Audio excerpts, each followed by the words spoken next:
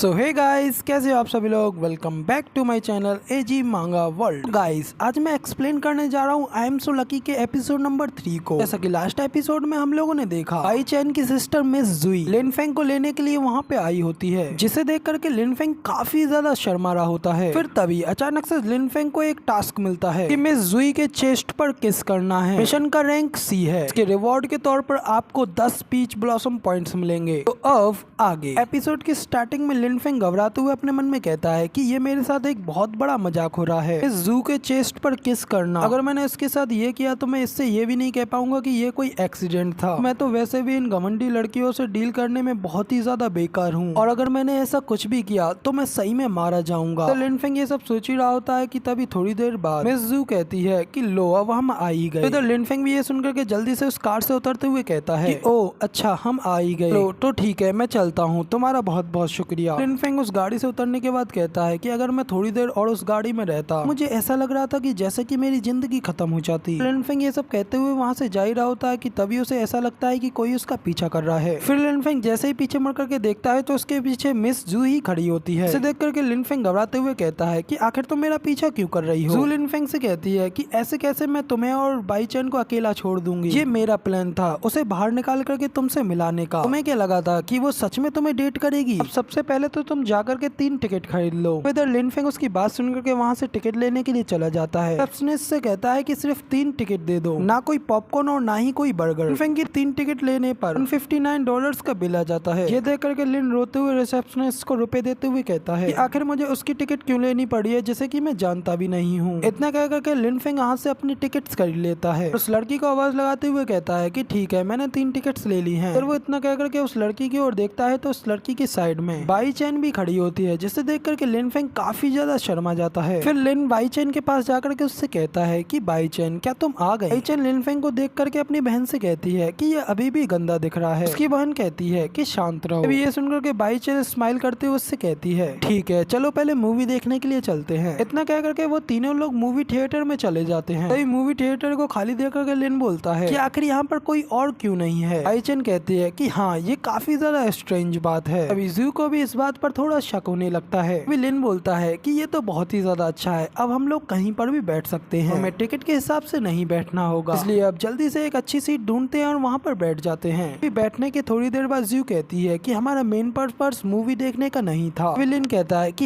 ये मैंने अपने पैसों से टिकट्स खरीदी हैं। जू कहती है कि मैं ये होप करती हूँ कि तुम बाई चैन के बॉडीगार्ड जरूर बनोगे। सुनकर लिन फेंग काफी शॉक हो जाता है और कहता है कि है। तभी जू कहती है कि मुझे काम के लिए कुछ दिनों के लिए बाहर जाना है, इसलिए मैं इसको यहाँ पे प्रोटेक्ट नहीं कर पाऊंगी। अब क्योंकि तुम लिन फैमिली से हो तो मेरे ख्याल से तुम काफी ज्यादा पावरफुल होगे, इसलिए मैं होप करती हूँ कि तुम इसे जब तक के लिए प्रोटेक्ट करके रखोगे। तभी बाई चैन भी कहती है कि हाँ बेशक हम इसके लिए तुम्हें पे भी करेंगे। तभी लिन फेंग भी कहता है कि मुझे लगता है कि आप लोग काफी ज्यादा ट्रबल में हो, और लेकिन क्या तुम इस काम के लिए प्रोफेशनल बॉडीगार्ड्स को अफोर्ड नहीं कर सकते हो। लिन फेंग अपने मन में बोलता है कि मैं सच में लिन फैमिली से नहीं हूँ, तो मैं आखिर इसका बॉडीगार्ड कैसे बन सकता हूँ। तो ये सुनकर के बाई चैन कहती है कि तुम बस हाँ या ना कहो, ज्यादा स्मार्ट बनने की कोशिश मत करो। लिन कहता है कि मुझे इस सब के बारे में कुछ भी नहीं पता था, तुम लोग इस बारे में मुझसे सब कुछ छुपा रहे थे। लिन फेंग अपने मन में बोलता है कि ये अच्छा है, अब ये लोग मुझे इसलिए हायर नहीं करेंगे। वो दोनों लोग ये बातें कर ही रहे होते हैं कि तभी जू चिल्ला करके बाई चैन से कहती है कि बाई चैन भागो जल्दी से। अभी इसी वक्त वहाँ पे एक आदमी को दिखाया जाता है जो कि उन लोगों से कहता है तुम ऑलरेडी भाग रहे हो, मैंने तो अभी तक तुम लोगों से कोई डिस्कशन भी नहीं किया है, अब ऐसे भागो मत यार, थोड़ा रुको यहाँ पर। आखिर मैं फाइनली इतने टाइम के बाद बेई फैमिली की लड़कियों से मिल रहा हूँ, और तुम दोनों ब्यूटीफुल लड़कियाँ अपनी रेपुटेशन के लिए जी रही हो, इसलिए मैं सच में तुम दोनों को बेवजह मारना नहीं चाहता हूँ। लिन भी उस बंदे को देख अपने मन में कहता है कि अब आखिर ये कौन है, और आखिर ये इन दोनों लड़कियों को मारना क्यों चाहता है। इधर वो आदमी कहता है कि कैसा रहेगा कि तुम दोनों लड़कियां मेरी वुमेन बन जाओ, इस वजह से मैं तुम दोनों को जिंदा भी रहने दूंगा। ये सुनकर के दोनों लड़कियां कहती है कि तुम क्या बकवास कर रहे हो। तभी वो आदमी अपनी चुटकी बजाते हुए कहता है कि मैं तुम लोगों से तुम्हारी राय नहीं पूछ रहा हूँ, मैं तो बस तुम्हें बता रहा हूँ कि अब तुम मेरी बनकर के रहोगी तब तक जब तक तुम एक असली दुख और दर्द का स्वाद ना चख लो। इतना कह करके फिर वो आदमी अपने लोगों से कहता है कि उन दोनों लड़कियों के साथ कुछ मत करना, लेकिन उन लोगों के साथ में आया उस लड़के को मार डालो। तभी उस आदमी की ये बात सुन करके जू आगे जाते हुए लिन फेंग से कहती जाती है लिन फेंग बेई चैन को प्रोटेक्ट करना। लिन फेंग कहता है कि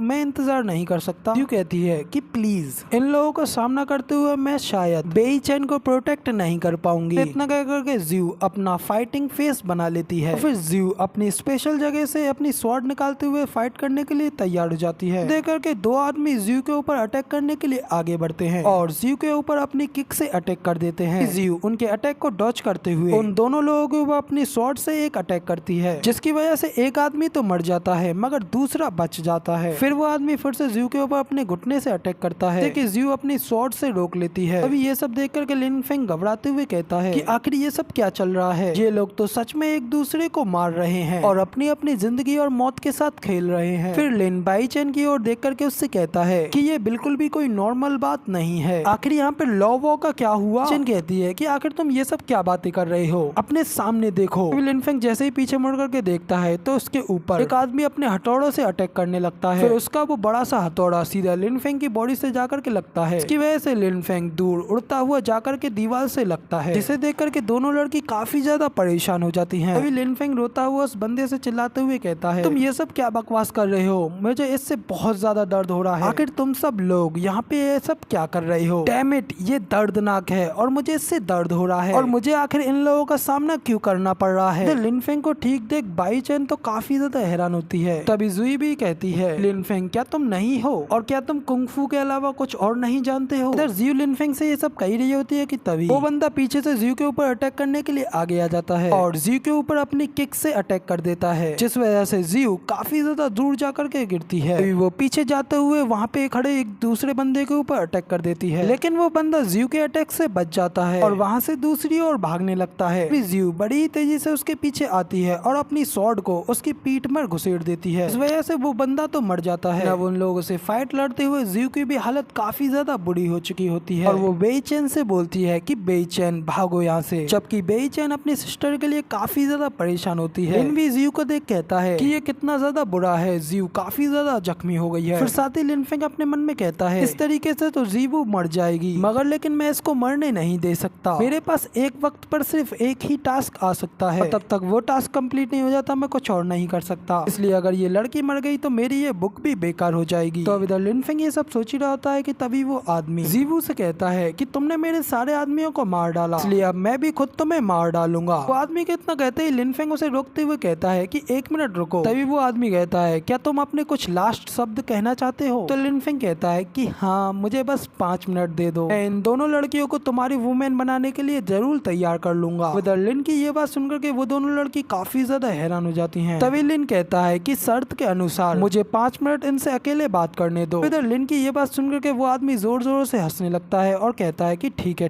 तुम इनसे अंदर बात कर सकते हो। लिन फेंग जियो से कहता है, प्लीज मुझे तुमसे कुछ बात करनी है, थोड़ी देर के लिए तुम दोनों अंदर चलो। वो आदमी कहता है कि हाँ, इन्हें ले जाओ मगर लेकिन मेरे साथ कोई ट्रिक खेलने की कोशिश मत करना। तभी इधर लिन फेंग उन दोनों लड़कियों को अंदर उस रूम में ले आता है और एक सांस लेते हुए कहता है कि इसने तो मुझे डरा ही दिया था। इतना कह करके फिर लिन आगे कहता है कि अच्छा तो अब तुम मेरी बात सुनो। तो लिन फेंग की ये बात सुनकर के बाई चेन कहती है कि नहीं, हम तुम्हारी किसी भी बात को नहीं मानेंगे। तभी जियो कहती है कि मैं उससे फाइट लड़ते हुए तुम लोगों को कुछ समय देती हूँ जिससे कि तुम यहाँ से भाग सकते हो। जियो की ये बात सुनकर के बाई चेन काफी ज्यादा हैरान हो जाती है। तभी लिन फेंग कहता है कि प्लीज थोड़ा इंतजार करो और इस सिचुएशन को और भी ज्यादा बुरा मत बनाओ, ना किसी को ना तो मरने की और ना ही अपना सेक्रीफाइस देने की जरूरत है। लिन फेंग की बात सुन जियो कहती है कि तुम उसके हिसाब से काफी ज्यादा वीक हो, तो आखिर मेरे आइडिया के अलावा तुम लोग कैसे बच सकते हो। लिन फेंग कहता है कि मेरे पास एक आइडिया है। ये सुनकर के जियो कहती है कि फिर जल्दी से हमें ये बताओ कि तुम्हारे पास आखिर क्या आइडिया है। तो लिन फेंग कहता है कि मगर लेकिन मेरी एक कंडीशन है। दोनों लड़की कहती हैं कि आखिर तुम्हारी क्या कंडीशन है। तो उन दोनों लड़की की ये बात सुनकर के लिन फेंग पहले तो थोड़ा शर्माने लगता है,